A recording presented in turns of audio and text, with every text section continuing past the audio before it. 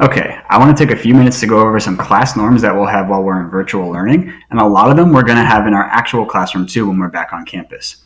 These are going to go for whether you are in a live class or if you're just responding to someone else's work or looking at work online on your own in an asynchronous class. So, our first thing is to be ready for class. You should be on time, you should be in a quiet space, dressed for school, and any pre-work is all completed. Some of our live classes are going to be pretty short, so you need to make sure you're getting in there and ready to go right away. You also want it to be a quiet space so that if you're sharing, we don't hear a lot of background noise. This might mean you have to go to a different room, or maybe just kind of remind your siblings or your parents that you're actually doing some schoolwork and you're trying to talk to your classmates right now. Also, you don't have to be in uniform when I say dress for school, but you do have to be wearing something school appropriate. And finally, in the morning, you're going to have pre-work for every class. It might just be watching a short video. It might be answering a few questions in a Nearpod for science. But if you're coming to a live class, you should already have that done. If you're not going to a live class or you're going to office hours, you should have at least started that work or at least previewed your class for the day. The second thing is to have your mic muted and camera on when you enter a live chat. So if this is advisory, if this is science class or any other live class or even office hours, when you get into that live chat room, make sure that your mic is on so that we don't have all the background noise happening and I can't hear everybody at once. And make sure that your camera is on. This is so that I can make sure that you're paying attention and that you're actively listening or doing what you're supposed to be doing. It's a little bit easier for me to tell how you're doing in class if I can actually see what you're doing on your camera. Sometimes you might feel a little bit uncomfortable being on camera. So if you want to message me and tell me that you want to take a break from the camera for a second, I'll usually say that's fine. Or if something else is going on at your house, you might want to turn it off for just a minute and then come back on when you're able to. If someone else is talking, whether it's me or another classmate, you should always be actively listening and ready to share. This means that maybe you hear somebody, but you should be listening to what they're saying and giving them your attention. I might call on you in a live class or even in office hours, so I want you to be ready to share with your thoughts too. And hopefully everybody will be actively listening to you as well. This is what I think is probably the number one most important norm, and this will be true no matter where we are in class, and that's to always be respectful of everyone in class. Any other students in class, any adults in class, any visitors that are stopping by our class, we should always be treating each other with a lot of respect and just how we want to be treated.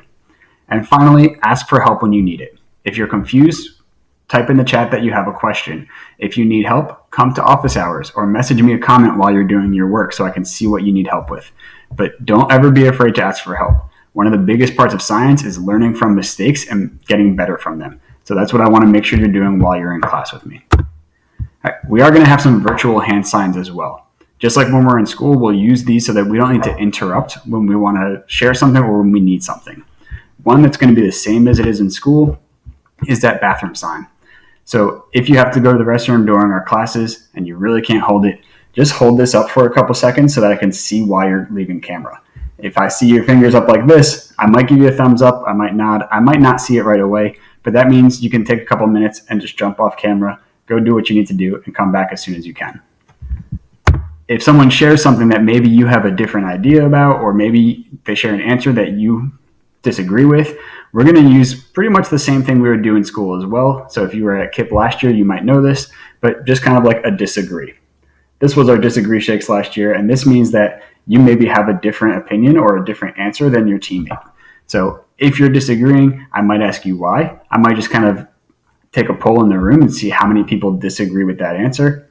I might also ask who agrees, or you can show support by someone by showing that you agree. And that's going to be a little bit different. That's just going to be a finger on the nose. You might have heard the term or phrase like you hit it on the nose.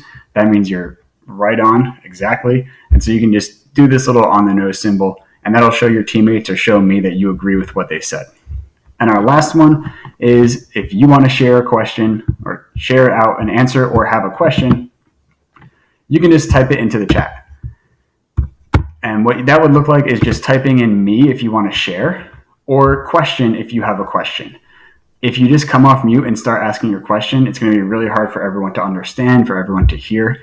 If you're raising your hand like you would in a class, I might not see that right away because there's a lot of different boxes up on my screen, or you might be on the next page of people. So one thing that will get my attention a lot quicker is if you just type me to share in the chat.